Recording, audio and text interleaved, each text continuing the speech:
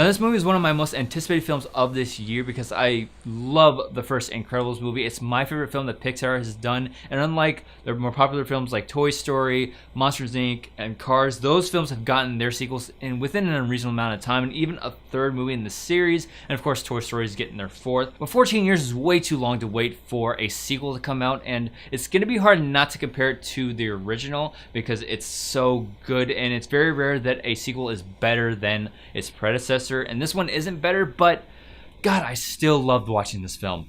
Both of these films are just so relatable. They focus on a regular family that just happen to have superpowers. And if you're a parent, I think you're going to relate to a lot that this film has to offer. One of the things that Pixar does better than anyone is make great family films. They're movies that just don't gear towards kids, but they have things in there that the parents can enjoy as well. And as a soon-to-be parent, there are conversations that happen in this movie that I've actually had with my wife, just how we can provide for our family and who's going to go to work and who's going to stay home with the baby. I mean, I just found myself really relating to a lot of stuff that happens in this film.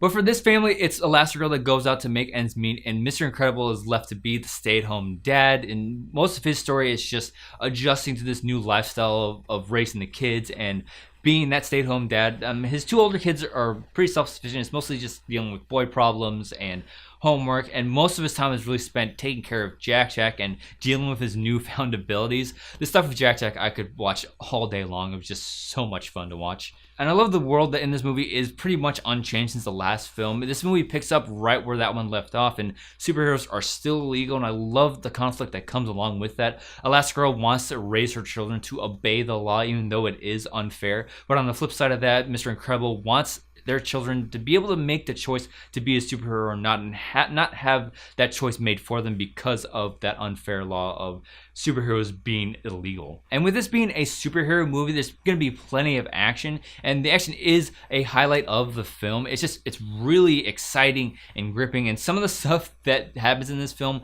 it's really you can only get away with in an animated movie. I mean, sure, you can do it in live action with CGI, just it wouldn't be as convincing as in an animated movie. And I like that the superpowers in the action sequences are used in creative ways, especially Elastigirl's.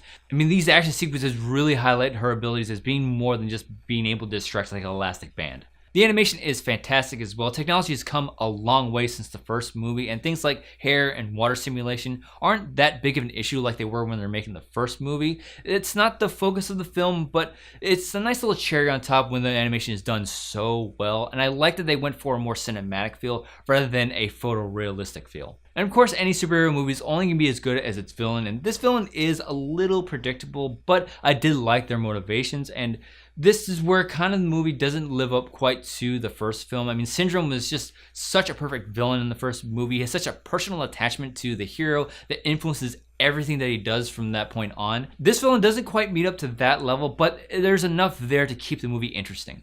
And these last couple points aren't problems I have with this film, it's just things I wish they would elaborate on a bit more. This film doesn't have a big lesson that the family learns at the end of the film. I mean, they do kind of learn that they're better together as a group rather than individuals, but that just didn't hit me quite as hard as the last one did with their message. And also the story is kind of split into two, with Elastigirl's story fighting crime and then Mr. Incredible being that stay-at-home dad, and I wish that these two stories would conflict a bit more, because there's a point in the movie where Mr. Incredible does get a little jealous of his wife's success and doing things that he wished he was doing, and I wanted to see more of that. I wanted these two stories to be more intertwined together and affect each other, and I just wanted to see that conflict a bit more. So at the end of the day, it's not better than the first, but it's still an incredible movie, well worth the 14-year wait. It's fun and exciting, and the characters are again so relatable. This is probably my favorite movie so far this year, and I would highly recommend that you go out and see it, because I'm giving Incredibles 2 5 stars. So now it's your turn. If you saw Incredibles 2, let me know what you thought of it in the comment section below. If you enjoyed this review, be sure to like and share it, and to stay up to date on all the videos going up on this channel, give the subscribe button a click. Thanks as always for watching, and I'll see you in the next review.